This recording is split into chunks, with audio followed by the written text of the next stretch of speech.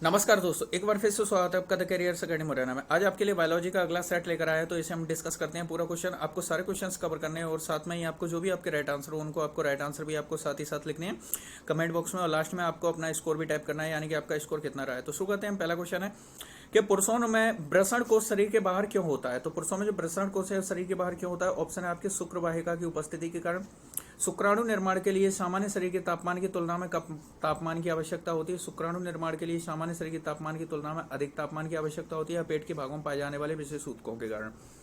तो question number 1 का आपका राइट आंसर क्या है, फटाफट से कमेंट करें। देखते हैं क्वेश्चन नंबर 1 का आपका राइट आंसर क्या है। तो क्वेश्चन नंबर 1 का आपका राइट आंसर है यानी कि शुक्राणु निर्माण के लिए सामान्य शरीर के तापमान की तुलना में इनको कम तापमान की आवश्यकता होती है। मानव शरीर की अगर बात की जाए पुरुषों में, यानी कि बॉडी के जो सबसे कम टेम्परेचर कहाँ होता है, तो शुक्राणु का टेम्परेचर सबसे कम होता है।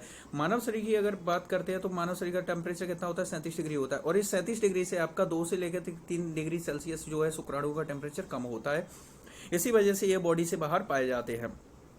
नेक्स्ट क्वेश्चन देखते हैं। अगला क्वेश्चन है, बढ़ते भ्रूण के लिए पोषक ऊतक के रूप में कार्य करता है। तो बढ़ते भ्रूण के लिए पोषक ऊतक के रूप में कौन कार्य करता है? ऑप्शन है आपके बीजांड, भ्रूणपोष, अंडाशय या युग्मनज। तो क्वेश्चन नंबर 2 का आपका राइट आंसर क्या है, फटाफट से कमेंट करें।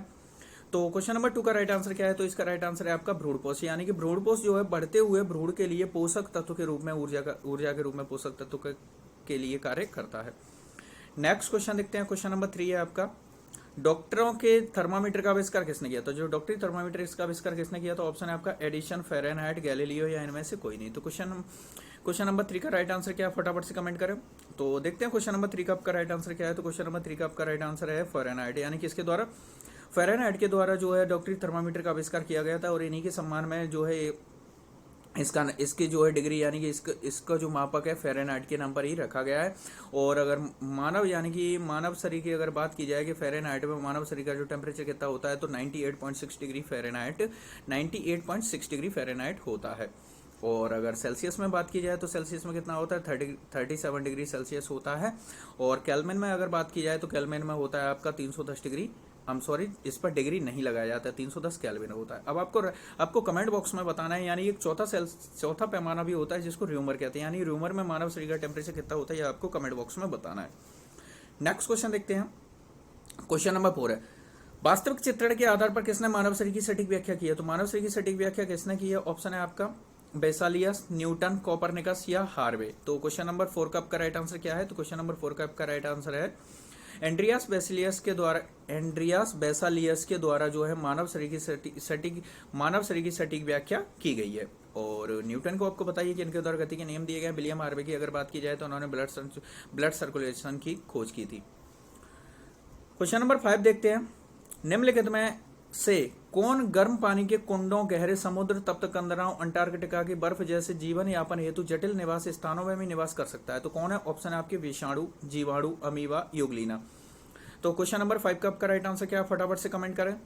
तो क्वेश्चन नंबर 5 का आपका राइट आंसर है, इसका राइट आंसर है जीवाणु, यानी कि जो जीवाणु होते हैं आपके ये सर्वव्यापी होते हैं, यानी कि हर तरह के मौसम में हर तरह की जगह पर ये उपस्थित होते हैं, इसलिए इनको सर्वव्यापी भी लगभग कह सकते हैं। अगर विषाणु की बात की जाए तो विषाणु को जीवित अजीवित के बीच की कड़ी कहा जाता है, यानी कि इनका मतलब है कि विषाणुओं को हम क्रिस्टल के रूप में एक जैसे बोतल में भर करके इसको हम रख दें, और करोड़ों अरबों सालों के बाद यदि हम देखें और ये किसी भी जीवित कोशिका के संपर्क में आने पर ही ये एक्टिवेट हो जाएंगे, यानी कि जीवित हो जाएंगे। इसीलिए विषाणुओं को जीवित अजीवित के बीच की कड़ी कहा जाता है और जीवाणुओं को सर्वव्यापी कहा जाता है। आपको अब बताना है, आपको कमेंट बॉक्स में कमेंट करके बताना है कि अमीबा का आकार कैसा होता है। ये काफी बार एग्जाम में पूछा जा चुका है, तो आपको अमीबा का जो आकार होता है किस आकार का होता है, इसको आपको कमेंट बॉक्स में बताना है। क्वेश्चन नंबर 6 देखते हैं। सबसे बड़ा स्तनपायी कौन सा है? तो सबसे बड़ा स्तनपायी कौन सा है? ऑप्शन है आपका अफ्रीकी हाथी, नर दरियाई घोड़ा, ब्लू व्हेल या नर हैमर हेड शार्क। तो क्वेश्चन नंबर 6 का राइट आंसर क्या है? क्वेश्चन नंबर 6 का राइट आंसर देखते हैं हम फटाफट से क्या है। तो इसका राइट आंसर है ब्लू व्हेल, यानी कि ब्लू व्हेल जो है पृथ्वी पर उपस्थित सबसे बड़ा स्तनपायी है। और देखिए ये तो पृथ्वी पर उपस्थित हो गया, अगर स्थल पर उपस्थित बात की जाए, किस पर? स्थल पर। तो स्थल पर अगर सबसे बड़े बात की जाए तो वहां पर अफ्रीकन हाथी को लगाएं। किसको लगाएं? अफ्रीकन हाथी को लगाएं। सबसे छोटे स्तनपायी की अगर बात की जाए तो छछूंदर है। और उड़ने वाला स्तनपायी की बात की जाए तो यहाँ पर उड़ने वाला स्तनपायी आपका कौन है? चमगादड़ है। और इसके साथ ही अगर अंडा देने वाला या जहरीला स्तनपायी की बात की जाए तो जो अंडा देने वाला या जहरीला स्तनपायी है आपका डक बिल्ड प्लेटिपस। तो ये सारे क्वेश्चंस आपको याद रखने हैं। नेक्स्ट क्वेश्चन देखते हैं।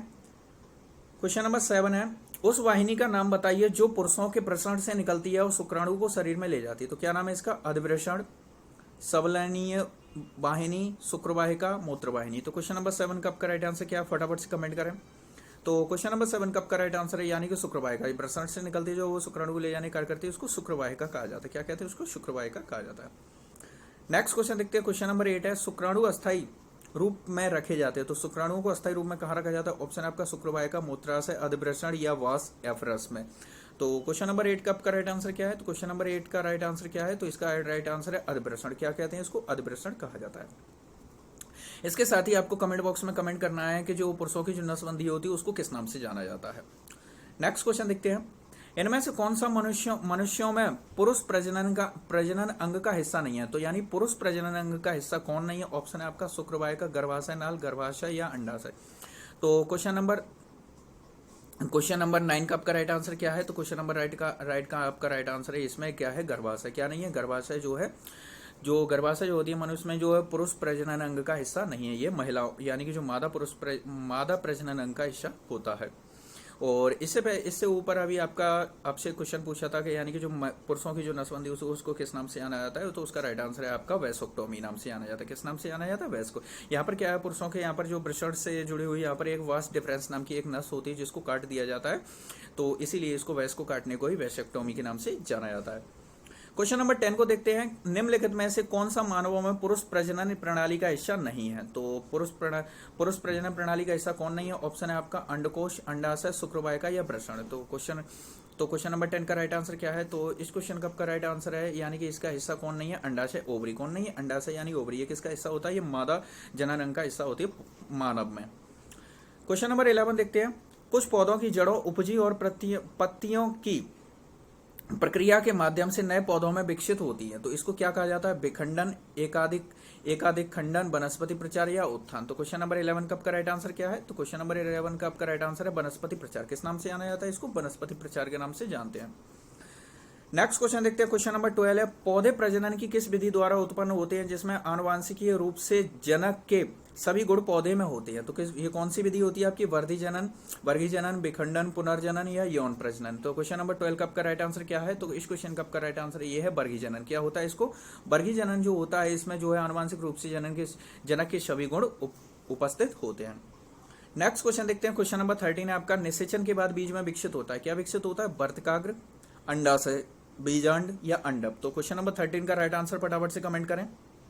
देखते हैं क्वेश्चन नंबर 13 का आपका राइट आंसर क्या है? तो निषेचन के बाद इसमें बीजांड की विकसित होता है। क्या विकसित होता है इसमें? बीजांड विकसित होता है। नेक्स्ट क्वेश्चन देखते हैं।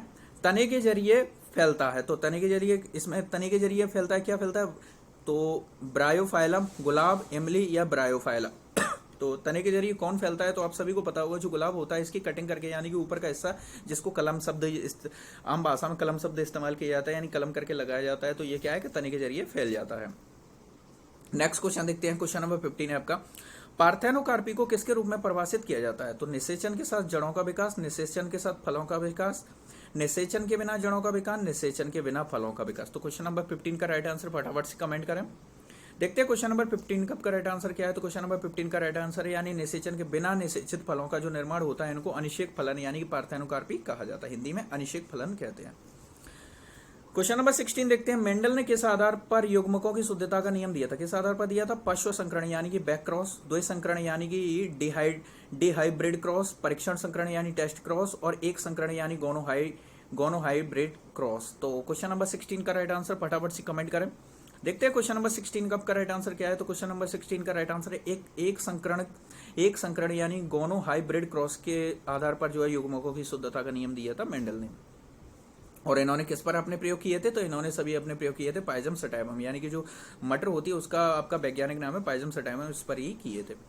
नेक्स्ट क्वेश्चन देखते हैं। महिला रोगाणु कोशिका में गुणसूत्रों की संख्या कितनी होती है? ऑप्शन है आपके 23, 48, 46 या 24। तो क्वेश्चन नंबर 7 का राइट आंसर फटाफट से कमेंट करें। तो इस क्वेश्चन का आपका राइट आंसर है यानी कि महिला रोगाणु कोशिकाओं में जो है गुणसूत्रों की संख्या 23 यानी कितनी होती है? 23 होती है। नेक्स्ट क्वेश्चन आपको कमेंट बॉक्स में यहाँ पर बताना है कि जो मानव होते हैं या मानव में जो कायिक गुणसूत्र होते हैं, गुणसूत्र दो प्रकार के होते हैं, कायिक गुणसूत्र होते हैं, एक लिंग गुणसूत्र होते हैं। तो जो कायिक गुणसूत्र हैं ये कितने होते हैं, कितने जोड़े होते हैं, ये आपको कमेंट बॉक्स में बताना है। नेक्स्ट क्वेश्चन देखते हैं, डेंगू बुखार एक मच्छर जनित उष्ण कटिबंधित रोग है जो डेंगू विषाणु से होता है, इसे कहा जाता है, क्या कहते हैं? रेमिनेंट बुखार, क्वांटिडीन अन बुखार यानी साधारण बुखार, हड्डी तोड़ बुखार, पेल एक्टिन बुखार। तो क्वेश्चन नंबर 18 का राइट आंसर क्या है, फटाफट से कमेंट करें। देखते हैं क्वेश्चन नंबर 18 का राइट आंसर क्या है। तो क्वेश्चन नंबर 18 का राइट आंसर यानी डेंगू को हड्डी तोड़ बुखार के नाम से भी जाना जाता है। अभी आपसे क्वेश्चन पूछा गया था कि मानव में जो कायिक गुणसूत्र कितने होते हैं, तो मानव में जो कायिक गुणसूत्र होते हैं ये आपके 44 होते हैं। कितने होते हैं? 44 होते हैं। 2 आपके लिंग गुणसूत्र होते हैं। तो यहाँ से आप पेयर बना सकते हो, यानी 22 जोड़े आपके कायिक गुणसूत्र होते हैं, 1 जोड़ा आपका लिंग गुणसूत्र होता है। नेक्स्ट क्वेश्चन देखते हैं आपसे। अगला क्वेश्चन है, यदि कोई कैंसर से पीड़ित है तो उसे किसे दिखाना चाहिए, यानी आप किसे दिखाओगे? ऑस्टियोलॉजिस्ट को, अबोर्ध विशेषज्ञ को, रोग कारण विज्ञानी को या मूत्र विज्ञानी को। तो क्वेश्चन नंबर 19 का राइट आंसर फटाफट से कमेंट करें। तो क्वेश्चन नंबर 19 का राइट आंसर है, यानी कि इसका राइट आंसर है अबोर्ध विशेषज्ञ, यानी कैंसर से पीड़ित को किसको दिखाओगे आप? अबोर्ध विशेषज्ञ, यानी कि उसके जो डॉक्टर होते हैं उनको कहा जाता है। नेक्स्ट क्वेश्चन देखते हैं। क्वेश्चन नंबर 20 है, ल्यूकेमिया एक प्रकार का मानव रोग है जो कि सफेद रक्त कोशिकाओं में होता है, विटामिन सी की कमी की वजह से होता है, मस्तिष्क का कैंसर है, प्रोटीन के अधिक सेवन के कारण होता है। तो क्वेश्चन नंबर 20 का राइट आंसर क्या है? तो क्वेश्चन नंबर 20 का राइट आंसर है सफेद रक्त कोशिकाओं का कैंसर होता है। क्या होता है? सफेद रक्त कोशिकाओं का होता है।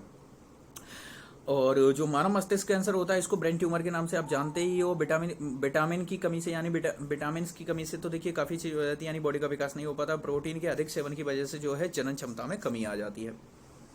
क्वेश्चन नंबर 21 देखते हैं हम, निम्न में से कौन सा रोग मानव शरीर में रक्त कोशिकाओं को प्रभावित करता है? तो रक्त कोशिकाओं कौन प्रभावित करता है? ऑप्शन है आपका ल्यूकेमिया, मस्तिष्क ज्वर, छोटी चेचक या पोलियो। तो क्वेश्चन नंबर 21 का राइट आंसर क्या है? तो देखते हैं क्वेश्चन नंबर 21 का राइट आंसर क्या है। तो इसमें क्या है, जो ल्यूकेमिया जो होता है, क्या ल्यूकेमिया, ये क्या करता है? रक्त कोशिकाओं को प्रभावित करता है। किसको? रक्त कोशिकाओं।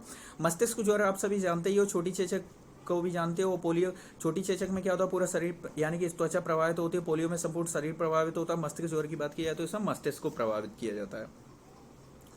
क्वेश्चन नंबर 22 देते हैं। 22 को स्टार्ट करने से पहले हम, अगर आप लोगों ने अभी तक वीडियो को लाइक नहीं किया है तो वीडियो को लाइक करें, और चैनल अभी तक जिन लोगों ने सब्सक्राइब नहीं किया है तो वो लोग चैनल को सब्सक्राइब करें और अपने फ्रेंड्स के इसको शेयर जरूर किया करें वीडियोस को। क्वेश्चन नंबर 22 देखते हैं, जिसका अक्सर सदमे के उपचार के रूप में जाना जाता है, जिसमें मानसिक बीमारियों के राहत प्रदान करने के लिए संग्रह विद्युत रूप में रोगियों को लगाया जाता है। क्या कहा जाता है इसको?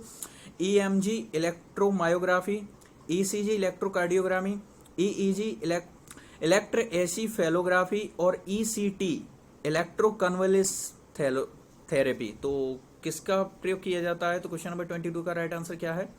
तो इसका राइट आंसर है आपका जो आप ECT इलेक्ट्रोकन्वल्सिव थेरेपी, किस नाम से जाना जाता है? इलेक्ट्रोकन्वल्सिव थेरेपी के नाम से जाना जाता है। क्वेश्चन नंबर 23 को देखते हैं। कुत्ते के काटने से कौन सी बीमारी होती है? तो कौन सा होता है? ऑप्शन है आपका कैंसर, रेबीज, स्कर्वी या इन्फ्लुएंजा। तो क्वेश्चन नंबर 23 का राइट आंसर क्या है? तो कुत्ते के काटने से आपकी कौन सी बीमारी होती है? कुत्ते के काटने से रेबीज होती है। कौन सी बीमारी होती है? रेबीज नामक वायरस होता है, इसकी वजह से रेबीज होती है कुत्ते, और इस बीमारी को रेबीज वायरस होता है। इस बीमारी को हाइड्रोफोबिया भी कहा जाता है। हाइड्रोफोबिया जलभीति कहा जाता है। नेक्स्ट क्वेश्चन देते हैं, हाइड्रोफोबिया किसके कारण होता है? तो हाइड्रोफोबिया किसके कारण होता है? ऑप्शन है आपके रेबीज के कारण, बरुआ के कारण, विषाणु कारण, तीव्र विषाणु कारण या जीवाणु कारण। तो अभी हमने पीछे क्वेश्चन में आपको डिस्कस करके बता दिया कि हाइड्रोफोबिया किसके कारण होता है? रेबीज के कारण होता है। तो क्वेश्चन नंबर 24 का राइट आंसर क्या है? रेबीज।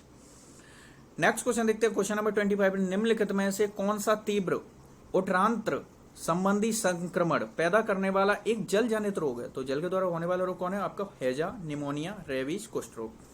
तो क्वेश्चन नंबर 25 का राइट आंसर क्या है? यानी कि जल के द्वारा जो होने वाला रोग है, यानी कि हैजा होता है, यानी दूषित जल पीने से क्या है? आंत्र संबंधी यानी आंतों संबंधी बीमारी यानी कि हैजा हो जाता है। तो इसके बचाव के लिए हमें क्या करना चाहिए? यानी साफ सफाई का विशेष ध्यान देना चाहिए। तो वीडियो कैसा लगा आपको, और आपका जो भी आपका स्कोर रहा हो, आपने जितने भी क्वेश्चंस अटेम्प्ट किए हैं उन सभी का स्कोर आपको वीडियो आपके कमेंट बॉक्स में बताना है कि आपकी तैयारी आपकी जो भी कैसी चल रही है, और साथ ही अपने वीडियो को अभी तक आपने शेयर नहीं किया है तो इसको शेयर जरूर करें।